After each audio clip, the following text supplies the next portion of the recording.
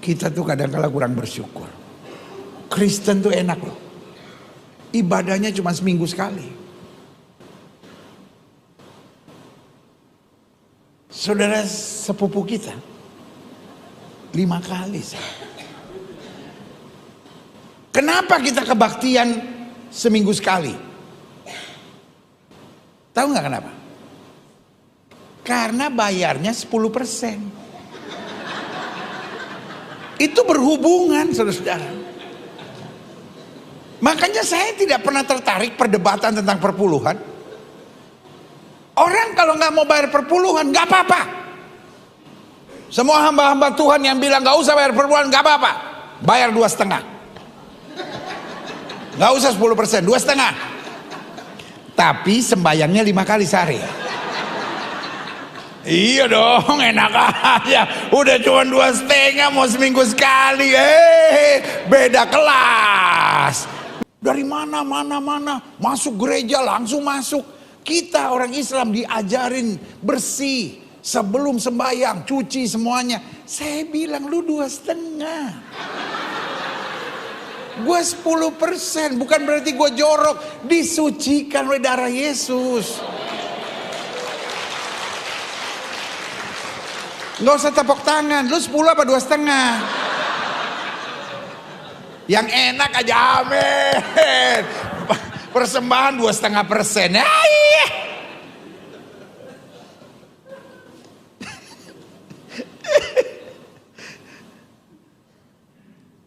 Pak Guntur mana? Guntur. Yang section ini mulai minggu depan jangan taruh kursi. Yang 2,5 duduk di situ. Pasti bayar perpuluhan dia. Puas banget dia seminggu sekali. Gak usah cuci-cuci, ya kan? Gak usah bergerak-bergerak. Loh, kita kan bayar 10%. Makanya kita kebaktian tenang aja, ya kan? Paling berdiri nyanyi tempat, santai, ya kan? Tapi kok 2,5, setengah mati.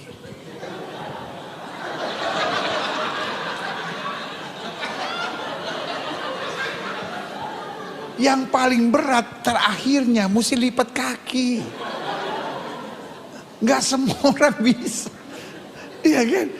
Kaki mesti dilipat, ayah.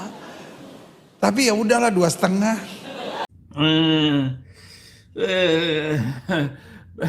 Belum makan sudah kenyang, belum kenyang sudah makan. Apa maksudmu bolak-balik makan ini?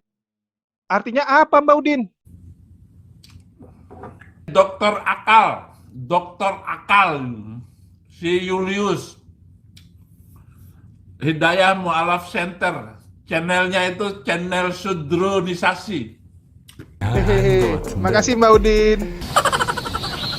Ngilo lo, ngilo. Jadi ngilo, produksi tadi gilo lah. Perpuluhan itu bukan keharusan. Sesat lu, Bri. Enggak, beneran. Ini dari Alkitab. Oh, gue tahu maksud tuh. Perpuluhan itu bukan keharusan, karena sebenarnya ketaatan gitu kan. Bukan. Ketaatan adalah pada saat kita melakukan apa yang Tuhan minta. Tapi hari ini Tuhan tidak meminta kita melakukan perpuluhan. Assalamualaikum warahmatullahi wabarakatuh. Berjumpa lagi dengan Jandit HMC ya, channel yang mengedukasi dan menghibur. Kita ketahui bersama Gilbert Lumondong membuat heboh gara-gara membandingkan sholat dan juga zakatnya umat muslim dengan cara ibadah mereka yang hanya duduk, dia bilang, berdiri, tepuk tangan ya, cuman nyanyi-nyanyi. Dan juga persepuluhan yang ada di gereja mereka.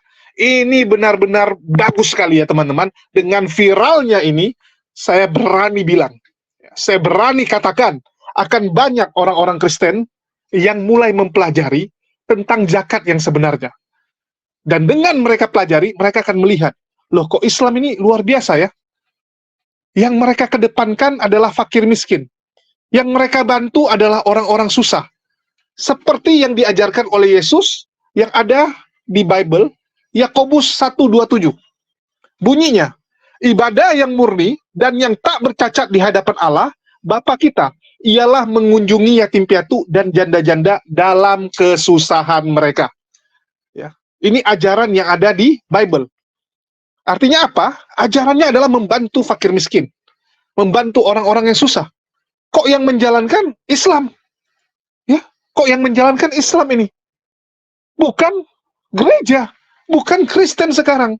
Dari sinilah para umat-umat ini, jemaat-jemaat ini, pasti akan lihat. Artinya apa? Yang benar-benar melakukan ajaran dari Yesus adalah Islam. Ya. Mereka akan berpikir, akan mulai terbuka, dan ini satu hal yang positif. Dan saya berani bilang juga, ini bentar lagi ya, bentar lagi perpuluhan ini pasti turun omsetnya nih. Ini gereja-gereja yang mengedepankan perpuluhan, omsetnya habis nih, pasti turun. Ya mungkin ada turun dikit, ada turun banyak. Dan kalian akan lihat, gereja-gereja yang sibuk dengan perpuluhan, dalam beberapa waktu ke depan, khotbah-khotbah mereka akan lebih gencar. Akan lebih gencar mendoktrin jemaat-jemaatnya untuk tetap setia membayar perpuluhan. Karena pasti akan ada goyang-goyangan. Pasti itu teman-teman. Indonesia menjadi negara paling dermawan di seluruh dunia karena Islam. Itu diakui dunia. Padahal cuma 2,5. Kok bisa paling dermawan? Kristen 10%, tapi kok nggak dermawan? Ya, nggak bisa ngalahin Islam. Dermawan, tapi nggak ngalahin Islam. Ya karena dermawannya ke kantong gereja, bukan ke orang susah. Ini yang kita sayangkan. Kalian bisa bayangin ya, kalau perpuluhan yang selama ini diberikan oleh jemaat-jemaat Kristen, itu diberikan kepada fakir miskin, kepada orang susah. Itu banyak sekali orang-orang yang akan terbantu, teman-teman. Saya berani jamin, banyak kali. Saya mendapatkan beberapa ini ya, laporan, beberapa bukti-bukti betapa kayanya para pendeta persepuluhan ini. Kita nggak usah jauh-jauh lah. Kita bilang Gilbert Lumondo. Itu jam tangan Gilbert. Semua ratusan. Ya, ratusan juta yang dia pakai, bahkan miliaran. Mobilnya, rumahnya, dan makan selalu di restoran yang bagus, yang mewah. Itu yang saya dengar ya. Saya dengar, karena ada beberapa channel Kristen juga membahas itu. Kalian bisa bayangkan kalau uang itu dipakai untuk bantu orang. 1 jamnya, ya, 1 jam yang dipakai oleh pendeta Gilbert, itu udah bisa bantu berapa panti asuhan Kristen. Nggak mau bantu Islam nggak apa-apa, yang Kristen. Karena banyak sekali panti-panti Kristen yang membutuhkan bantuan juga. Ya, seperti itu. Nah, jadi dengan viralnya ini akan membuka mata teman-teman kita di luar sana. Dan saya menyarankan, buat teman-teman Kristen, kembalilah kepada ajaran Yesus yang menyuruh kalian mengunjungi yatim piatu dan janda-janda kesusahan. Saya berani bilang, inilah ajaran yang murni, seperti yang ditulis di Bible. Jadi daripada kalian ngasih perpuluhan, mending kalian kasih kepada fakir miskin. Ya, oke? Nah ini saya rasa umumnya kalian sudah tahu. Dan kita akan masuk ke dalam konten kali ini, pembahasan kita kali ini, yaitu mulai terpecahnya ya. Dan saya melihat bahwa orang-orang yang menentang perpuluhan, gereja-gereja, pendeta-pendeta yang selama ini terkenal keras ya, kepada pendeta-pendeta perpuluhan, ini dapat angin. Benar-benar lagi dapat angin mereka. Mereka gunakan momen ini untuk mengkampanyekan hentikan perpuluhan, pindahlah dari gereja perpuluhan ke gereja mereka. Ini promosi yang bagus. Jadi beberapa gereja memang tidak menerapkan perpuluhan. Termasuk Katolik sekarang. Mereka nggak ada lagi perpuluhan. Ya, mereka nggak pakai perpuluhan. Begitu juga dengan gereja Reform dan beberapa gereja lainnya. Mereka nggak perpuluhan. Nah, ini angin segar bagi mereka. Sehingga apa? Mereka bisa bilang, jangan ke gereja yang perpuluhan. Pindahlah ke gereja kami. Gereja kami memberi dengan sukacita. Apalagi kalau Kristen progresif. Sangat menentang perpuluhan. Reform juga sama. Ini angin segar bagi mereka nih. Akan ada perpindahan jemaat. Dan saya baca banyak komentar ya. Ada beberapa komentar-komentar yang mungkin saya tampilkan saja nih ya, sambil kita ngomong. Di mana komentar-komentar ini mengatakan bahwa dulu, dia juga gereja di Kristen GBI, tempatnya Gilbert. Tapi setelah dia lihat, wah ini mulai nggak benar nih. Perpuluhan terus, rakus. Dia pindah. Ya, dan banyak orang-orang seperti itu yang pindah gereja karena tidak tahan dengan perpuluhan ini. Terus dikhotbahkan. Dan sekarang mulai ya baku hantam nih. Dan saya lihat banyak sekali orang atau pendeta-pendeta yang Ya, mohon maaf ya, mungkin lagi merintis. Pendeta-pendeta yang masih kecil, jemaatnya masih kecil, gerejanya masih kecil, mengambil momen ini untuk pansos. Ya, ini menurut pendapat saya. Karena tiba-tiba mereka bermunculan mengkritisi pengajaran-pengajaran perpuluhan. Artinya apa? Lagi promo diri kan? Gereja saya nggak ada perpuluhan, yuk pindah-pindah. Jadi ini memang dipakai ya, momen ini dipakai. Karena setiap ada masalah, pasti akan muncul orang-orang yang saya bilang jadi bintang-bintang baru lah. Di setiap bencana, di setiap masalah, pasti akan muncul yang lain, yang baru-baru. Tapi yang kecil-kecil nih, mohon maaf ya, saya mungkin nggak akan tampilkan dulu, karena kalian juga nggak kenal. Kalian juga nggak kenal, tapi akan saya tampilkan, ini pendeta yang pro perpuluhan, sama yang mengatakan perpuluhan itu adalah penipuan yang dilakukan oleh pendeta. Jadi ada dua kubu.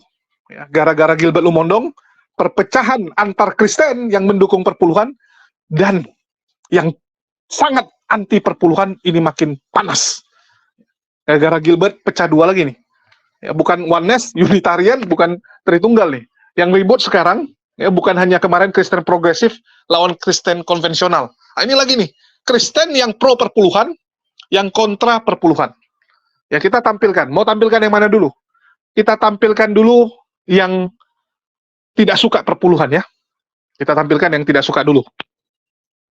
Perpuluhan itu bukan keharusan. Hah, sesat lu, Bri? Nggak beneran, ini dari Alkitab. Oh, gue tahu maksud tuh. Perpuluhan itu bukan keharusan, karena sebenarnya ketaatan gitu kan? Bukan. Ketaatan adalah pada saat kita melakukan apa yang Tuhan minta. Tapi hari ini Tuhan tidak meminta kita melakukan perpuluhan. Yang benar loh. Karena begitu banyak teman-teman yang minta gue untuk memberikan penjelasan yang lebih dalam, lebih panjang. Dan karena gue melihat banyak banget teman-teman yang hari ini merasakan tekanan, merasa bersalah karena tidak memberikan perpuluhan. Karena banyak orang-orang, mungkin pendeta yang ngomong ke teman-teman dan bilang harus. Izinkan gue untuk menjelaskannya. Dan sebelum gue mulai, perkenalkan nama gue Brian. Gue adalah seorang pendeta dan gembala sidang dari gereja kita, Gereja Empower Indonesia. Dan gue sebelum memulai video ini, gue udah ngobrol banyak dengan pendeta, pastor, teologian. Salah satu yang harus gue highlight adalah pendeta, Profesor Dr. Joas Adi Prasetya, yang sangat gue kagumi, yang banyak kontennya diajari ke gue dan gue include di dalam video ini. So let's go. Kenapa perpuluhan yang jelas-jelas ada di Alkitab itu tidak diperlukan? Di Perjanjian Lama, salah satu ayat yang sering dipakai adalah ini, Maleakhi 3 ayat 8-10. Bolehkah manusia menipu Allah? Namun kamu menipu aku. Tapi kamu berkata, dengan cara bagaimanakah kami menipu engkau Tuhan? Mengenai persembahan persepuluhan dan persembahan khusus, kamu telah kena kutuk, tetapi kamu masih menipu aku. Ya, kamu seluruh bangsa. Bawalah seluruh persembahan persepuluhan itu ke dalam rumah perbendaharaan, supaya ada persediaan makanan di dalam rumahku, dan ujilah aku, firman Tuhan semesta alam. Apakah aku tidak membukakan bagimu tingkap-tingkap langit dan mencurahkan berkat kepadamu sampai berkelimpahan? Pernah dengar itu? Alright. Dr. Yos selalu bilang ke gue gini, cara kita baca Alkitab tuh ada dua. Yang pertama adalah yang ngaco, namanya ayatiah. Kita mencomot sebuah ayat, kita pakai sesuai dengan apa yang kita mau, dan kita ngomongin apa aja yang ada di hati kita. Yang kedua, yang lebih baik dan benar adalah cara Alkitabiah. Yaitu kita bukan cuma fokus ke ayatnya, tapi kita melihat konteksnya, di pasal mana, siapa yang ngomong kepada siapa, maksudnya apa. Bukan cuma itu, kita melihat keseluruhan Alkitab, dan kita melihat prinsip-prinsip benang merah, apa sih yang Tuhan mau ceritakan, ajarkan, dan perintahkan kepada kita. Nah, kita akan membahas ini bukan dengan ayatiah, tapi dengan Alkitabiah. Di Perjanjian Lama, betul, di kitab Kejadian sampai Keluaran, Musa menulis banyak tentang persepuluhan itu keharusan. Kenapa? Karena ada yang namanya esensi, ada yang namanya ekspresi. Esensi itu yang penting. Kenapa? Ekspresi adalah bagaimana. Esensinya A dan ekspresinya B. Nah, mengenai persepuluhan, esensinya adalah Tuhan waktu itu mau bangsa Israel punya belas kasihan dan keadilan. Esensinya ada di hati.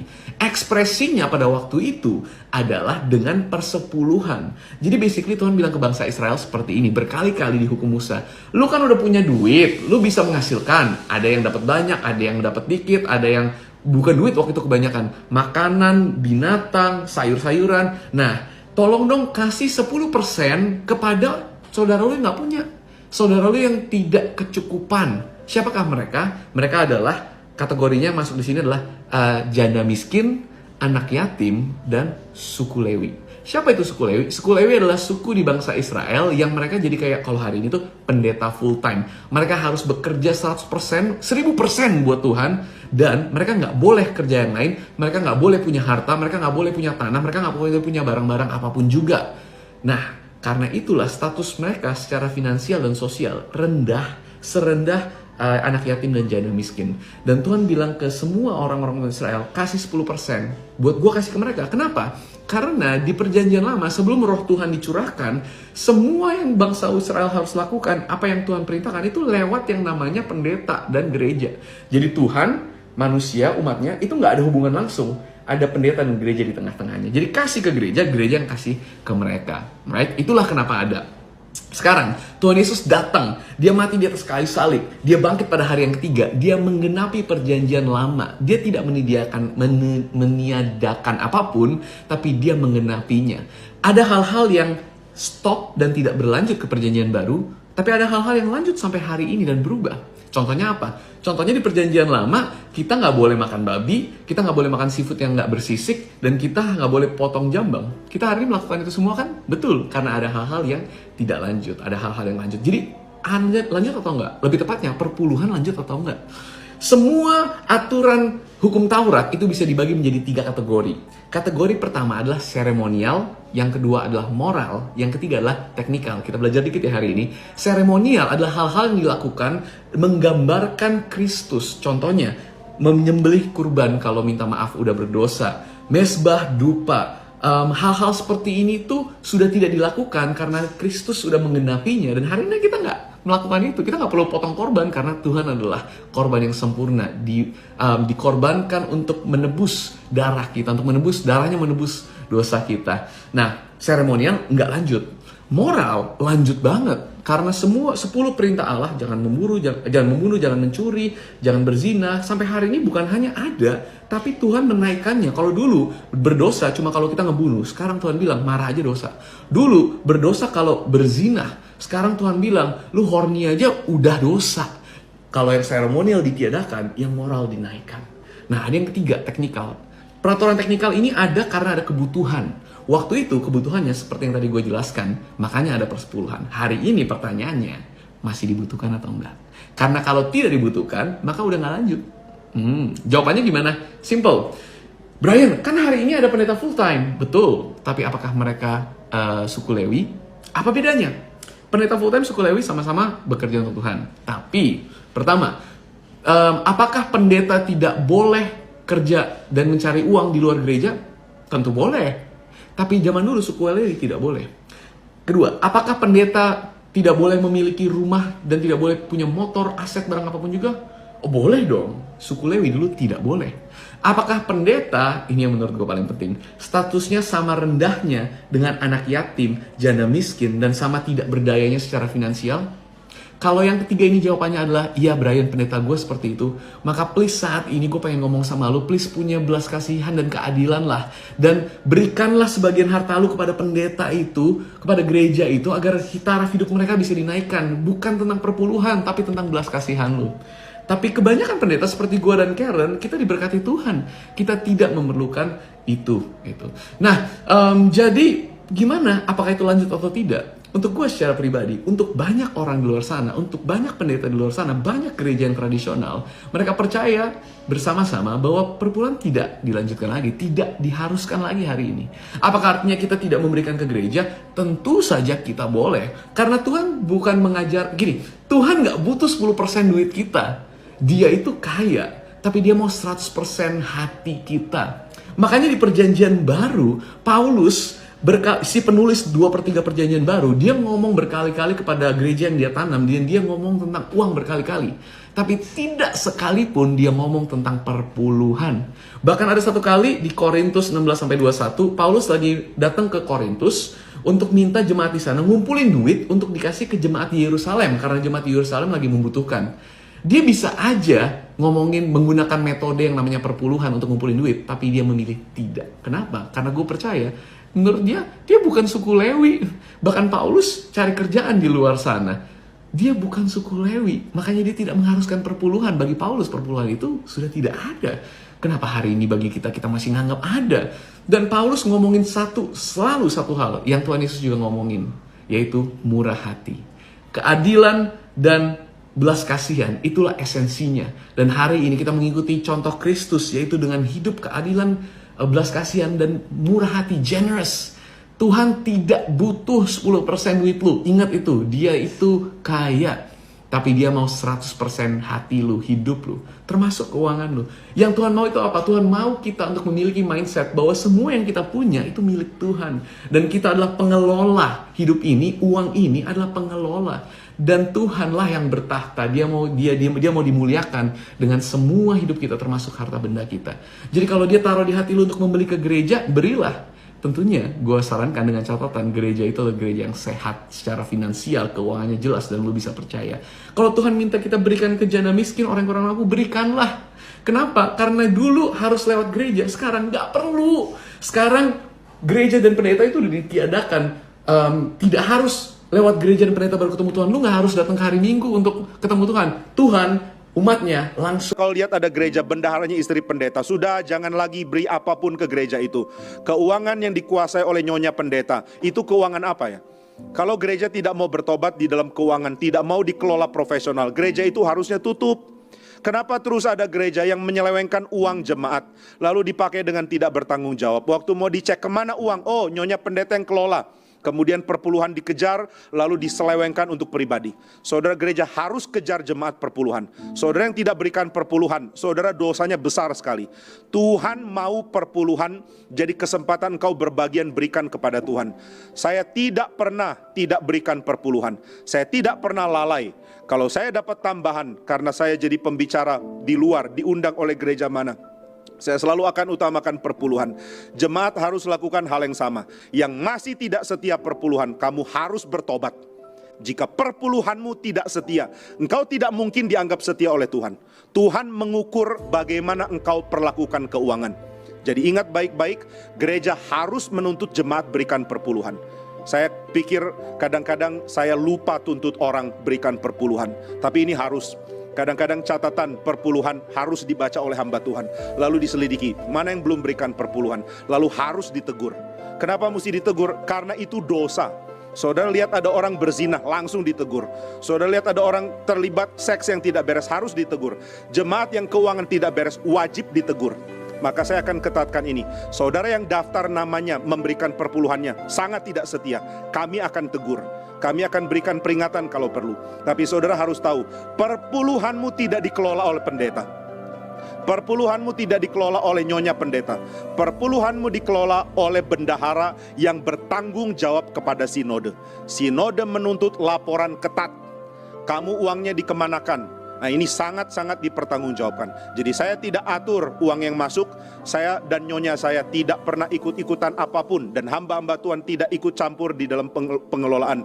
Uang mau diapakan, uang datang lalu dipegang, dikelola. Tidak. Maka gereja yang baik, yang hamba Tuhannya bersih keuangannya, wajib menuntut jemaat setiap perpuluhan. Tapi gereja yang tuntut jemaat setiap perpuluhan karena perpuluhannya mau memperkaya pendeta, ini gereja yang harusnya tutup. Engkau mempersiapkan orang untuk menjadi rakus. Dari mana kita tahu? Karena engkau kalau percaya Tuhan, engkau menjadi kaya. Engkau percaya Tuhan, engkau menjadi makmur. Itu umpan membuat orang rakus, menjadikan orang dunia lebih duniawi. Karena pemimpin sendiri lebih duniawi dari orang dunia. Sebelum Krismon, pada waktu itu $1 $2.000.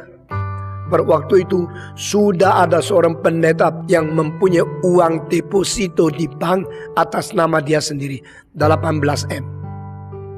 Hal ini karena bendahara mereka yang sudah tidak setuju dengan dia keluar dari gereja itu, lalu bicara di luar tentang hal ini. Kenapa? Di dalam satu makalah yang saya baca dengan mata di atas kepala saya sendiri, dia menulis begini. Dia mengatakan, sebagaimana biasa dari gereja-gereja yang lain, perpuluhan milik hamba Tuhan. Wah, saya baru tahu. Bukan pribadi, tapi gereja-gereja yang lain juga begini. Dia tidak tulis gereja mana. Tidak ada itu gereja perpuluhan milik pendeta sendiri. Itu adalah bikinan mereka yang tidak mau belajar teologi, yang tidak mau patuh kepada kitab suci, dan mereka sendiri mentafsir kitab suci karena perpuluhan untuk orang Lewi. Nah, saya orang Lewi, engkau bukan Lewi, engkau Wile. Saudara-saudara, karena mereka anggap mereka orang Lewi, mereka berhak mengambil perpuluhan, lalu ayat itu dicomot, ayat itu dipaksakan untuk sesuai dengan ambisi sendiri. Saudara-saudara, kalau orang mempunyai bakat besar, anggotanya beribu-ribu, semua perpuluhan dimiliki oleh dia, pasti dia kaya sekali. Kalau perpuluhan daripada orang-orang reform semua dimiliki oleh Stephen Tong, saya berapa kaya? Tapi saya bukan orang itu, karena saya mengetahui yang disebut orang Lewi bukan satu orang. Yang disebut orang Lewi itu satu suku. Satu suku di antara 12 suku. Kalau setiap suku memberikan perpuluhan, lalu mereka punya income antara 100, maka 10%, yaitu 10 digabungkan 12 suku cuma berapa? 100. Kalau 12 suku cuma 1.200. 1.200 untuk satu suku, suku Lewi. Dan suku Lewi harus keluarkan lagi 10%. Berarti suku Lewi cuma mendapatkan 120 untuk seluruh suku, bukan untuk satu orang. Pemikiran yang rakus, pemikiran duniawi yang tidak mau bertobat, mengakibatkan pemimpin semua menjadi setan-setan yang tamak uang lebih dari dunia. Orang-orang menjadi pemimpin gereja, pakai pelang gereja, menjadikan semua orang ikut. Nah, ini yang nama-nama beken. Kalau pendeta Stephen Tong udah masternya. Bahkan bisa dibilang salah satu pendeta terbesar yang ada di Indonesia. Reputasinya jangan ditanya lagi, pelayanannya luar biasa. Bahkan di usia senjanya sekarang, masih sangat fokus pengajaran. Panjang umur sekali ini. Pendeta luar biasa. Dan saya sendiri, kalau saya bicara manusia ya, kita nggak bicara doktrin ataupun warna agama. Secara kemanusiaan saya salut dengan pendeta Stephen Tong, orangnya tegas, ya, orangnya disiplin, dan teman-teman saya banyak yang anggota dia. Dan dari dia saya lihat memang cara kerja mereka luar biasa, ya, standar kerjanya tuh bagus. Dan memang dari dulu dididik jangan gila akan uang. Ya, nggak boleh istilahnya tuh memandang kepada uang. Nggak. Begitu juga dengan pendeta Pardede, ya, pendeta Samuel juga, aduh, luar biasa. Mereka ini saya salut sih. Ya, saya salut. Jimmy Pardede ini apalagi ya. Jimmy Pardede ini juga termasuk lah, saya bilang penerus pendeta Stephen Tong, yang berani untuk melawan perpuluhan ini. Padahal perpuluhan ini kan menggiurkan. Kalau pendeta-pendeta kecil, saya kadang-kadang maklum, mereka bilang jangan perpuluhan, kenapa?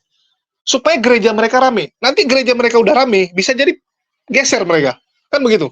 Sekarang bilang jangan perpuluhan, ikut gereja saya, nggak ada perpuluhan. Begitu gerejanya udah besar, bisa jadi berubah. Uang ini ngeri nih. Orang bisa berubah karena uang. Betul tidak? Kita lihat banyak orang, waktu masih kecil, artinya belum jadi apa-apa, pelayanannya kecil, pekerjaannya masih pekerjaan biasa, dia nggak gila uang. Ya. Banyak orang seperti itu. Begitu jadi pejabat, wah mulai. Ya, dulu orator, ya, dulu tokoh masyarakat, dia yang vokal. Begitu dodok jadi pejabat, korupsi. Betul tidak? Banyak yang seperti itu. Dulu nggak korupsi, tiba-tiba jadi korupsi. Karena godaan uang. Ya sama dengan pendeta ini. Banyak yang seperti itu. Jadi saya bilang, kenapa saya nggak tampilkan yang nggak kecil-kecil? Ya banyak nih sekarang saya lihat viral nih. Wah, di mana-mana semua kritik perpuluhan. Tapi karena itu pendeta-pendeta kecil, saya nggak tampilkan. Karena saya takutnya hari ini dia bilang say no to perpuluhan, besok dia pula yang minta perpuluhan. Jadi saya nggak mau bantu promo mereka. Ya, saya nggak mau bantu promo channel-channel dan juga pendeta-pendeta kecil ini. Ya mohon maaf, ya saya katakan. Karena orang bisa berubah karena uang. Ini yang susah. Sudah banyak sekali, dan bukan hanya di Kristen ya, di Islam juga banyak. Saya melihat banyak sekali ustadz-ustadz yang dulunya tulus, ya, yang dulunya hidupnya benar. Begitu mulai nih, uang, waduh, udah mulai menyimpang. Mulai orientasinya nggak benar. Memang godaan mamon ini luar biasa. Luruskan niat tuh nggak gampang. Ya. Meluruskan niat tuh paling susah sebenarnya. Oke, itu kita udah bahas yang menentang perpuluhan, dan kita akan melihat yang mendukung perpuluhan ya. Orang-orang yang sangat mendukung perpuluhan. Nah, ini banyak nih soalnya yang mendukung perpuluhan nih. Banyak.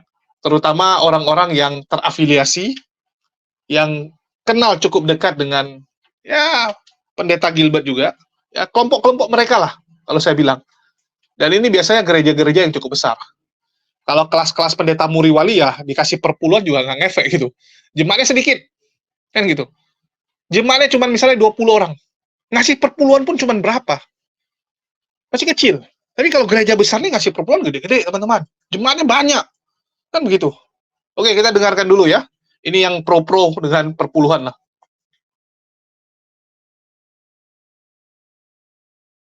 Sampai penghidupan atau sumber penghidupan kita menjadi alasan mengapa kita jauh dari Tuhan. Kita harus mengerti terlebih dahulu maksud ilahi di balik segala sesuatu, termasuk dalam hal persepuluhan. Ada banyak yang bisa dibahas soal pemberian. Ada persembahan khusus, persembahan ini dan itu di Alkitab. Saya mulai dengan basicnya aja, SD, sekolah dasarnya, elementary. Persembahan perpuluhan adalah fondasi. Karena sifatnya mengembalikan. Hari ini, biar Roh Kudus tuntun kita untuk bisa melihat di mana kita menyimpang dari firman Tuhan agar kita kembali kepada poros kehendak Allah. Tujuannya bukanlah pengumpulan dana. Karena persembahan persepuluhan itu lifestyle atau gaya hidup, bukan karena ada proyek tertentu. Jadi di awal tahun ini saya tergerak, Roh Kudus taruh beban untuk saya memberikan pesan pengembalaan. Jadi bagi Anda yang bukan dari Gereja Mawar Sharon, Anda bisa terapkan ini di mana Anda ditempatkan. Tapi hari ini live streaming dari Sabang sampai Merauke seluruh Indonesia, Gereja Mawar Sharon mengikuti kebaktian ini. Ini adalah pesan pengembalaan. This is a pastoral message for all of us, including me. Bahwa kita semua digembalakan oleh Tuhan Yesus. Tidak ada seorang pun di sini sifatnya penerima. Kita semuanya adalah pemberi. Kita semuanya adalah pelaku firman Allah. Nah, kita kebenaran dalam batin tentang perpuluhan karena ada banyak kesalahan dan kesalahpahaman. Yang Tuhan inginkan itu bukan uang atau pemberian kita, karena uang akhirnya yang pakai juga manusia. Karena kita salurkan, bukan? Tuhan tidak akan mengecap sedikit pun. Tetapi gaya hidup memberi itu baik bagi sang pemberi. Yaitu kita sendiri. Kebenaran dalam batin, bicara tentang kasih, sukacita, damai sejahtera, tujuannya adalah menyenangkan hati Tuhan, bukan agenda maupun propaganda manusia. Kita langsung tahu dari judulnya aja sudah mengerti isi hati Tuhan. Tapi mari kita baca isinya supaya kita diajari oleh Roh Kudus, agar kita berjalan dalam kebenaran dan menemukan air yang tenang, rumput yang hijau dan air yang tenang. Ayat 6 dan 7 bunyinya begini. Bahwasanya aku Tuhan tidak berubah, katakan amin. Dan kamu Bani Yakub tidak akan lenyap, katakan amin. Kitalah Bani Yakub, Israel rohani. Sejak zaman nenek moyangmu, kamu telah menyimpang dari ketetapanku dan tidak memeliharanya. Kembalilah kepadaku, maka aku akan kembali kepadamu. Firman Tuhan semesta alam, tetapi kamu berkata, dengan cara bagaimanakah kami harus kembali? Ayat 7 mulai gak enak, karena di sini Tuhan menegur umatnya Israel di perjanjian lama. Kamu telah menyimpang dari ketetapanku. Lalu setelah ditegur, bangsa Israel bukannya bertobat, malah menyangkal. Dan dia berkata seperti ini, berdalih. Loh, kenapa aku suruh kembali? Emangnya gua salah apa? Tuhan berkata, kamu sudah menyimpang, tapi mereka tidak kerasa. Lalu bahkan mereka melontarkan sebuah pertanyaan. Dan dalam dialog ini Tuhan akhirnya menuntun mereka kembali kepada jalan yang benar. Mereka bertanya, dengan cara bagaimana kami bisa kembali kalau memang kami sudah menyimpang? Tahukah Anda yang disebut menyimpang di sini adalah batin, bukan maninya. Jadi kita nggak bisa ikut sama Tuhan di dalam tempat yang remang atau bayang-bayang, tidak ada pertukaran bayangan pada dirinya. Berarti Tuhan itu selalu terang-terangan. Karena itu saya berharap firman hari ini really will set us free, akan membebaskan kita dan jadi cara berpikiran yang salah. Dan di ayat sini dikatakan kamu telah menyimpang. Saya akan tunjukkan 3 mentalitas Kristen. Dan 2 diantaranya menyimpang. Dan kalau kita terkena dengan apa yang dijabarkan, ketahuilah bahwa Allah sedang berbicara kepada hati setiap kita. Kembalilah kepada Tuhan. Dari 3 ini 2 diantaranya menyimpang. Yang terakhir nanti, itulah yang Tuhan inginkan. Mari kita kembali ke sana. Yang pertama, mentalitas apa? 3 mentalitas orang Kristen. Yang pertama, Kristen komunis. Anda bisa catat ini semuanya. Kristen komunis adalah tipe orang Kristen yang punya mental begini dan berpikiran yang salah atau berpikiran picik bahwa pendeta harus miskin. Gereja harus kecil. Jemaat jangan boleh diberkati. Nah, yang namanya mentalitas seperti ini sebenarnya bukan hanya mengerdilkan dirinya sendiri, tetapi mengutuki orang lain. Karena orang yang memberikan baik persembahan persepuluhan atau apapun juga kepada manusia atau kepada gereja, tapi punya mentalitas demikian, akan selalu berharap yang dia beri forever small, forever suffering. Yang dia kasih akan selama-lamanya menderita, selama-lamanya kecil. Karena kalau sekali orang-orang yang dia beri atau gereja yang dia dukung dana itu sukses mengelola, menjadi besar katakanlah, langsung dimusuhi dan tidak lagi menjadi alamat pemberiannya. Karena orang demikian tidak akan pernah bisa terima melihat orang lain diberkati. Dan dia akan selalu dia akan berpikiran sempit, mengira bahwa kalau ada orang itu hidupnya sama Tuhan diangkat, atau gereja yang semakin dibuat Tuhan berhasil dalam visi misinya, entah pikirannya adalah oh sudah tidak butuh, atau apakah terjadi penyelewengan dana. Orang yang tidak bisa melihat orang lain diberkati adalah Kristen anti berkat. Sebenarnya pemberiannya tidak pernah ikhlas. Setiap kali dia ngasih, dia diam-diam berharap, kamu jangan besar ya, supaya aku selalu bisa mengasihani. Pemberiannya adalah pemberian kasihan, tidak pernah investasi ilahi. Ayat Alkitab di 1 Timotius pasal 4 ayat 1-5 pun menunjukkan. Tetapi roh dengan tegas mengatakan bahwa di waktu-waktu kemudian ada orang yang akan murtad lalu mengikuti roh-roh penyesat dan ajaran setan-setan. Apa ini? Saya kira ini adalah ajaran palsu atau satanic church, gereja setan atau apa. Ternyata enggak, ternyata cara berpikiran yang salah. Oleh tipu daya pendusta-pendusta yang hati nuraninya memakai cap mereka, alias hati nuraninya lemah, enggak apa-apa. Tetapi hati nuraninya mudah menghakimi. Mereka itu ya melarang orang kawin. Jadi enggak suka lihat orang bahagia atau mengalami tambah-tambahan Allah. Melarang orang makan. Jadi kalau orang pesta disebut sebagai glutton atau disebut sebagai seorang serakah. Tetapi kalau orang puasa itu pasti suci di mata Allah. Atau orang kalau kelaparan. Jadi mereka tidak suka orang makan makanan yang diciptakan Allah. Supaya dengan pengucapan syukur dimakan oleh orang yang percaya dan yang telah mengenal kebenaran. Padahal dengan ucapan syukur semuanya itu halal. Ayat 4. Karena semua yang diciptakan Allah itu baik. A good God He is. Kristen anti berkat tidak bisa melihat God's goodness. Kebaikan Allah atas hidup orang lain, atas gerejanya, atas umatnya, dan akhirnya atas dirinya sendiri. Dia selalu merasa bersalah menikmati berkat-berkat Tuhan dalam hidupnya. Padahal halal. Dan satu pun tidak ada yang haram jika diterima dengan ucapan syukur. Ayat 5 ini kuncinya dikatakan, sebab semuanya itu dikuduskan oleh firman Allah dan oleh doa. Firman Allah dan doa membuat kita selalu apapun berkat yang kita terima, fokus pusatnya adalah kehendak Allah. Pusatnya pada Kristus. Jadi bukan menerima berkat itu, bukan atau menderita, tetapi Christ-centered life, kehidupan yang berpusat pada Tuhan Yesus Kristus. Yang kedua, Kristen kapitalis. Ini lawan katanya. Kalau tadi itu kutub selatan, ini kutub utaranya. Kristen kapitalis berpikir bahwa pendeta harus kaya. Gereja harus besar. Jemaat kejar berkat. Karena miskin adalah dosa.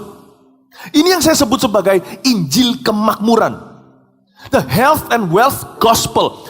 Atau Injil yang berpusatkan pada kesehatan dan kekayaan. Ikut Yesus pasti kaya. Ikut Yesus semua masalah pasti lari meninggalkan Anda. Ikut Yesus enak. Dapat semua yang kita inginkan. Kristen seperti ini, saya sebut Kristen anti salib. Dan mereka akan mudah menghakimi juga. Bahwa kalau kelihatan orang lain menderita, dia langsung berkata, kamu pasti ada dosa. Lihat aku. Aku diberkati, Tuhan sayang sama aku. Banyak hartaku. Itu pun mempermalukan Kristus. Karena Kristus tidak begitu. Pusatnya bukan pada Tuhan, tapi pada perkara-perkara dunia. Pihak yang nomor 3 tadi, yaitu pendeta tidak sama dengan Lewi, lalu persembahan persepuluhan ditiadakan. Terus yang nomor 1 dan nomor 2, orang miskin dan yatim piatu bagaimana? Layakkah menghapuskan persembahan persepuluhan yang harusnya diperuntukkan pada tiga pihak, tapi satu pihak tidak relevan lagi, lalu dihapus, lalu 2 yang lain bagaimana? Itu kan nggak cocok, ya. Nah, terus kalau dikatakan, ya juga dikatakan bahwa bagaimana kalau pendetanya ternyata tidak punya kerja apa-apa, full timer dan hanya hidup saja dari pelayanannya, ya maka Pak Brian bilang ya tidak dikasih persepuluhan, tapi dikasih persembahan sukarela. Nah ini juga aneh lagi. Kenapa? Bukankah alasan untuk mengatakan persembahan persepuluhan tidak berlaku lagi karena tidak dibutuhkan? Sekarang saya tunjukkan bahwa itu bisa dibutuhkan, masih bisa dibutuhkan. Pertama, orang miskin itu tidak ada perubahan. Anak yatim piatu tidak ada perubahan. Lalu kalau pendeta full timer, tidak kerja di mana-mana, hanya hidup dari pelayanan, berarti masih dibutuhkan. Kalau persembahan persepuluhan prinsipnya ditiadakan karena tidak dibutuhkan, nah sekarang dibutuhkan, harusnya ya diberlakukan dong. Kenapa diganti dengan persembahan sukarela? Kan enggak. Pertanyaannya menjadi muncul di situ adalah bahwa benarkah penolakan terhadap persembahan persepuluhan ini karena tidak dibutuhkan lagi? Kalau memang begitu, harusnya ketika ditunjukkan bahwa masih dibutuhkan, berlaku lagi dong. Jadi menurut saya itu tidak konsisten, ya. Selanjutnya Pak Brian juga mengatakan bahwa Rasul Paulus yang menulis begitu banyak kitab di dalam Perjanjian Baru 2/3 tidak sekalipun menyinggung persembahan persepuluhan. Jadi itu berarti bahwa Paulus menganggap persembahan persepuluhan sudah tidak berlaku lagi. Nah, ini namanya argumentation from silence. Ya, suatu argumentasi dari kediaman. Bahwa Paulus tidak pernah menyinggung persembahan persepuluhan, itu tidak bisa serta-merta berarti bahwa Paulus menganggap persembahan persepuluhan itu tidak berlaku. Ya. Tapi pertanyaan lebih dalam adalah, apakah Paulus memang tidak pernah berbicara tentang persembahan persepuluhan? Nah, saya kira Pak Brian ini kurang teliti, ya. Di awal kan Pak Brian bilang harus lihat semua. Kalau tidak nanti jadi ayatiah, bukan alkitabiah. Supaya ajaran alkitabiah, kita tidak boleh memegang satu ayat mengabaikan ayat yang lain. Harus melihat semua ayat pada topik yang dibahas lalu ditafsirkan bersama-sama, ya. Nah, Paulus sebenarnya bicara tentang persembahan persepuluhan, hanya saja dia tidak menggunakan istilah persembahan persepuluhan. Tapi yang dia maksudkan tidak lain dari persembahan persepuluhan. Di mana itu? Nah, saya tunjukkan ayatnya ya. 1 Korintus 9 ayat 13-14. Tidak tahukah kamu bahwa mereka yang melayani dalam tempat kudus mendapat penghidupannya dari tempat kudus, dan bahwa mereka yang melayani mezbah mendapat bahagian mereka dari mezbah? Saudara, pertama-tama saudara melihat bahwa ada kata-kata mereka yang melayani di tempat kudus, mereka yang melayani mezbah. Siapa itu mereka itu? Ya jelas mereka adalah orang-orang Lewi itu. Ya, para imam itu. Nah, terus dikatakan bahwa mendapat penghidupannya dari tempat kudus, mendapat bahagian mereka dari mezbah. Bahagian apa? Ya jelas itu persembahan persepuluhan. Maka Paulus sedang berbicara tentang persembahan persepuluhan yang menjadi sumber kehidupan dari orang-orang Lewi di Perjanjian Lama. Nah, Lalu satu ayat setelah itu Paulus mengatakan, demikian pula Tuhan telah menetapkan bahwa mereka yang memberitakan Injil harus hidup dari pemberitaan Injil itu. Di sini berarti Paulus mengatakan bahwa para penginjil itu berhak untuk dihidupi dari pemberitaan Injil yang persis seperti yang terjadi dalam perjanjian lama, di mana imam-imam hidup dari persembahan persepuluhan. Maka para penginjil itu juga hidup dari persembahan persepuluhan itu. Demikian pula, ya. Jadi kita bisa lihat bahwa bukannya Paulus tidak pernah berbicara persepuluhan. Dia bicara, hanya tidak menggunakan kata persepuluhan saja. Tapi prinsip persembahan persepuluhan dia tarik untuk meletakkan dasar bahwa seorang hamba Tuhan yang full time melayani, dia berhak hidup dari persembahan persepuluhan itu. Lalu Pak Brian juga mengatakan bahwa Paulus pernah mengumpulkan sumbangan untuk orang-orang di Yerusalem. Tapi Paulus tidak bicara tentang persembahan persepuluhan. Karena Paulus itu dari suku Benyamin, bukan suku Lewi. Nah itu kan jadi aneh. Kan Paulus kan mengumpulkan bukan untuk dirinya sendiri, tapi untuk orang di Yerusalem. Lalu apa hubungan itu dengan Paulus bukan orang Lewi, tapi dia dari suku Benyamin? Ya. Dan bahwa pengumpulan itu di mana Paulus tidak menyinggung sama sekali tentang persembahan persepuluhan, itu tidak berarti bahwa Paulus menganggap persembahan persepuluhan tidak berlaku lagi. Ini sama saya bilang tadi, itu argumen from silent. Ya. Nah, bisa jadi bahwa persembahan persepuluhan sudah diberlakukan di dalam gereja lokal. Karena itu ketika ada kebutuhan untuk menolong gereja di Yerusalem, maka Paulus tidak lagi mempersoalkan persembahan persepuluhan mereka itu, tapi dari sumbangan sukarela. Jadi tidak disebutkannya persembahan persepuluhan di sana. Tidak bisa serta-merta langsung disimpulkan bahwa persembahan persepuluhan tidak berlaku. Ya. Jadi sebenarnya bukan Paulus yang menganggap itu tidak berlaku. Pak Brian yang menganggap itu tidak berlaku dan mengira Paulus menganggap itu tidak berlaku, padahal Paulus tidak berpikiran ke sana, bahkan masih dia anggap berlaku dengan ayat yang sudah disebutkan tadi. Bahwa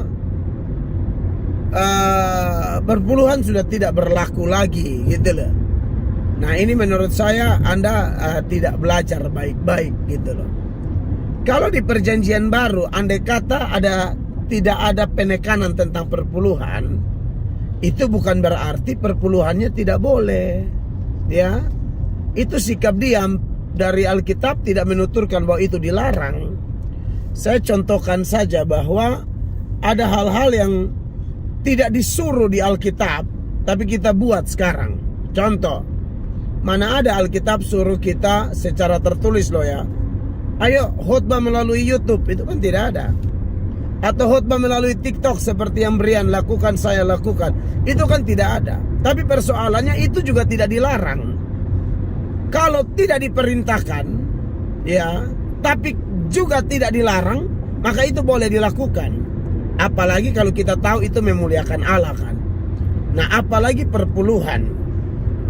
Nah, saya akan menunjukkan data-data bahwa perpuluhan itu sebenarnya dia masuk hukum moral dan dia tetap diberlakukan sampai kapanpun. Nanti saya kasih tunjuk ya. Iya, jadi saudari terus, sorry mungkin karena gondrong jadi saya saudari terus. Saudara Brian, sorry itu memang saya tidak sengaja ya. Saudara Brian, kalau Anda mengatakan hukum perpuluhan itu teknikal ya, jadi teknikal itu sudah tidak berlaku lagi. Jadi begini, betul bahwa ada hukum-hukum di dalam Taurat itu yang tidak berlaku lagi. Berdasarkan Efesus 2 ayat 15 bagian A yang mencatat bahwa dengan matinya sebagai manusia, maksudnya Tuhan Yesus, dia telah membatalkan segala hukum Taurat, ya, hukum Taurat dengan segala ketentuan-ketentuannya. Nah, seperti sunat itu tidak perlu lagi. Kalau orang sunat karena kesehatan, silakan, boleh. Lalu seperti larangan makanan ini itu itu juga tidak diberlakukan lagi. Makanya Kristen makan babi. Sekarang toh sudah makan babi tambah lagi ya kan. Itu jadi memang keren itu. Terus apa ya, dan lain-lain lah ya. Dan ada sejumlah hukum-hukum tata cara. Misalnya di hari-hari Sabat itu tidak boleh beginilah, tidak boleh begitulah. Nah, kalau hukum-hukum tata cara itu memang sudah tidak berlaku lagi. Tetapi waktu masih diberlakukan ya. Waktu masih diberlakukan. Ternyata bahwa ada konsekuensi yang begitu jelas antara hukum moral dan hukum tata cara. Konsekuensi yang saya maksud begini. Kalau dalam keadaan tertentu ya, dalam keadaan misalnya keadaan sangat kelaparan, kesusahan dan lain sebagainya, lalu orang lapar misalnya, itu hukum tata cara atau ceremonial law itu bisa dilanggar. Misalnya murid-murid petik gandum di hari Sabat kan. Ternyata itu tidak masalah, ya. Dan ada sejumlah perbuatan lain yang Yesus lakukan di hari Sabat yang sebenarnya sifatnya ini kebutuhan orangnya butuh ditolong gitu loh. Nah itu tidak dipersalahkan. Tapi kalau hukum moral itu tidak dibenarkan. Sekalipun dalam kondisi genting bagaimanapun, tetap hukum-hukum moral itu tidak boleh dilanggar. Nah itu cara melihat satu hukum itu dia sifatnya hukum moral atau hukum tata cara, ya. Nah, dari hukum-hukum yang dibatalkan itu, hukum tata cara sudah dibatalkan, ceremonial law, civil law, hukum pemerintahan sudah dibatalkan. Kalau ada penyesat dirajam dengan batu sampai mati, nah itu tidak berlaku lagi. Ya, kalaupun ada penyesat ya biarin aja, kita doakan atau injili dia, bukan kita lempar dia, itu nggak boleh. Nah sekarang kita bicara tentang perpuluhan ya bro Brian. Apakah perpuluhan itu hukum moral atau hukum tata cara atau teknikal lah yang Anda bilang? Ternyata dia itu bukan hukum yang dibatalkan. Buktinya apa? Saya sudah jelaskan tadi bahwa kalau kalau hukum moral tidak boleh dikompromikan, apapun yang terjadi, hukum moral tidak boleh berubah. Nah, ada satu peristiwa di mana ada terjadi masalah besar, goncang-gancing, kelaparan di zaman Nehemia. Dan itu berujung kepada perpuluhan tidak diberikan lagi, sehingga orang-orang Lewi, para pelayan-pelayan Tuhan, mereka tidak bisa lagi hidup makan minum dari aturan yang sudah Tuhan buat, karena pelayan-pelayan Tuhan kan hidup dari situ. Nah sekarang kita mau lihat apakah gara-gara situasi dan kondisi maka perpuluhan itu ditiadakan atau bagaimana. Mari saya baca buat kita semua ya, khususnya Pak Brian ya, karena Pak Brian yang membuat video yang bikin heboh seolah-olah perpuluhan sudah ditiadakan. Mari kita belajar. Nehemia 13 ya, mulai ayat 10 dan seterusnya. Nehemia 13 mulai ayat 10 dan seterusnya. Dikatakan orang-orang Lewi tidak pernah diberikan. Saya cari dulu ayatnya, tunggu. Nehemia pasal 13 ayatnya yang ke 10. Juga kudapati bahwa sumbangan-sumbangan bagi orang-orang Lewi tidak pernah diberikan, sehingga orang-orang Lewi dan para penyanyi yang bertugas masing-masing lari ke ladangnya. Jadi orang Lewi itu juga memang punya tanah, punya ladang, tapi mereka tuh kan dikhususkan melayani Tuhan. Mereka hidup dari situ. Salah satunya perpuluhan. Ada sumbangan-sumbangan dan perpuluhan. Nah akibat situasi dan kondisi pada waktu itu ya, suatu situasi, ada satu masalah yang luar biasa. Anda bisa baca di Nehemia 13. Kok yang menjadi korban adalah pelayan. sumbangan-sumbangan tidak diberikan, perpuluhan tidak dibayar lagi, dikatakan di sana. Ya. Ayat 11.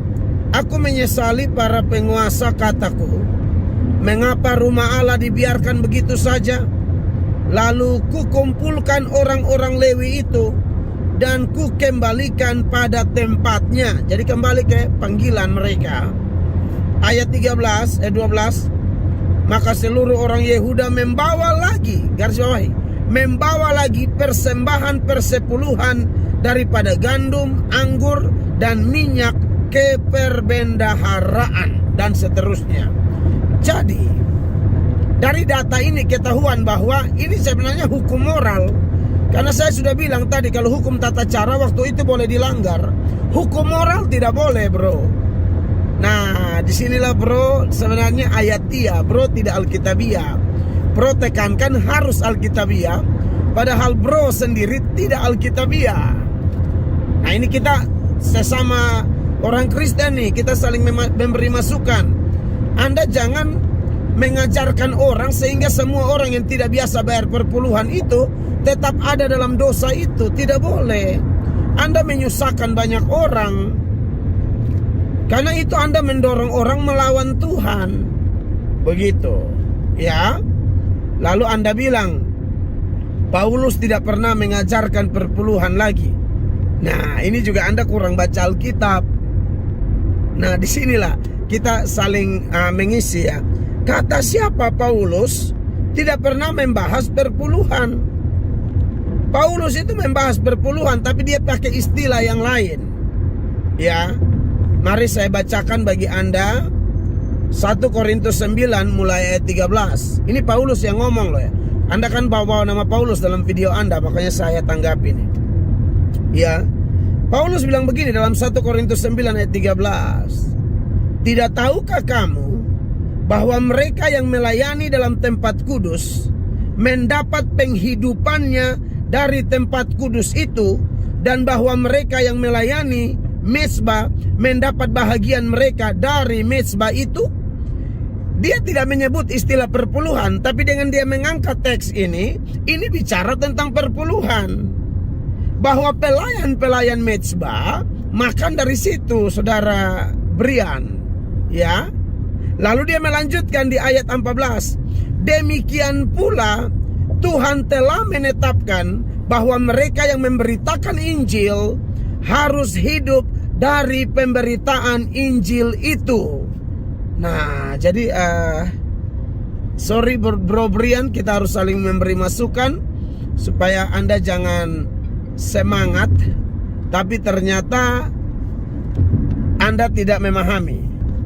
Saya takut Anda bersemangat tapi nanti kayak Amsal 19 ayat 2 ya, tanpa pengetahuan kerajinan pun tidak baik. Jadi Anda rajin, Anda semangat menyampaikan isi hati Anda. Saya tidak bilang Anda menyampaikan firman, Anda menyampaikan isi hati Anda, karena Anda tidak menyampaikan firman dengan baik. Begitu ya. Ini Paulus bilang hidup dari mezbah, penginjil-penginjil hidup dari situ. Gitu loh, ya. Lalu Anda bilang, ya tapi pendeta-pendeta sekarang bisa kerja. Ya puji Tuhan, kalau ada pendeta yang bisa kerja, bahkan ada pendeta pengusaha. Nah, kalau yang begitu memang udah punya duit. Tapi bagaimana pendeta-pendeta di desa-desa, atau mereka yang memang full time, mereka tidak ada kerja lain, mereka betul-betul hanya menginjil, mereka tidak ada toko, tidak ada bisnis, tidak ada apa-apa. Anda mau kasih makan apa mereka? Kerikil atau apa? Kayu atau kantong kolet itu potong-potong baru balai tomat, kan tidak begitu bro Brian. Jadi maksud saya gini, Anda jangan asal bunyi gitu loh. Ya teman-teman sudah lihat ya, ini orang-orang yang pro dengan perpuluhan karena mereka sudah nikmati. Kalau tiba-tiba dihilangkan ya puyeng juga gitu kan. Kadang kita nggak bisa salahin teman-teman, karena tradisinya di sana gitu. Waktu Anda sekolah, ya sekolah untuk menjadi pendeta, atau Anda mungkin masih sebagai full timer, atau mungkin Anda masih PDM di situ, Anda lihat senior-seniornya, ya Anda lihat senior Anda, wah luar biasa dan bla bla bla. Itu jadi tradisi teman-teman. Merasa bahwa oh saya akan seperti itu juga supaya saya sukses, supaya saya dapat banyak duit. Begitu dia di atas, dia akan lanjutkan. Sama kayak kita bilang, kenapa di Indonesia ini korupsi susah dihilangkan. Karena berbudaya jadinya, jadi budaya gitu. Jadi akar. Begitu giliran generasi dia dihilangkan, dia pasti akan teriak. Loh, kok zaman saya dihilangkan? Aduh, nggak enak lah. Saya masuk, ada yang udah nyogok. Ya, saya untuk terpilih harus nyogok dan sebagainya. Dia nggak akan terima di zaman dia hilang. Karena dia merasa senior dia dapat, masa di zaman dia yang nggak enak? Nggak mau. Orang yang sudah nikmati pasti akan berat. Ya. Itulah lebih bagus jangan pernah nikmati. Orang yang sudah tahu, misalnya contoh nih, saya bilang ya, mohon maaf, ini saya bukan jelek-jelekin ya. Contoh nih, anak kecil, ya teman saya, dia punya anak, dari kecil anaknya nggak pernah dikasih mie instan. Saya sampai bilang, kasihan sekali anakmu, nggak pernah dikasih makan mie instan. Dan anaknya nggak pernah gitu, sampai sekarang udah SMA ya, nggak pernah makan mie instan juga gitu, dan nggak mau, nggak tertarik. Nggak gitu tertarik gitu, kenapa? Karena dari kecil nggak pernah makan. Tapi kalau orang udah pernah makan, susah untuk lupakan. Sesuatu seperti itu. Kalau kamu sudah coba, susah untuk dilupakan. Jadi lebih bagus jangan coba. Sama kayak orang narkoba. Ya, ada orang bilang, saya cuma tes-tes saja lah, nggak mungkin saya ketagihan. Ya, saya kuat. Saya nggak mungkin ketagihan, saya cuma penasaran, pengen coba sekali. Lengket, teman-teman. Lengket berikutnya. Itu sifat manusia. Jadi jangan pernah mencobai diri. Ya, saya katakan. Jangan pernah merasa saya bisa ngontrol, ya, saya bisa benar-benar hadapi itu. Enggak. Kita nggak tahu. Kita nggak akan tahu. Jadi mending jangan. Dan perpuluhan juga sama. Pendeta kalau sudah pernah nyicipi itu, ya, saya maklumi mereka susah tinggalin. Karena mereka sudah membiasakan diri mereka dengan pendapatan itu. Contoh, kamu dapat setiap bulan sekarang 200 juta. Maka lifestyle pendeta itu biasanya akan ikut. Itulah kalian lihat kayak Kopilip, yang lain-lain. Lifestyle mereka lifestyle kelas atas.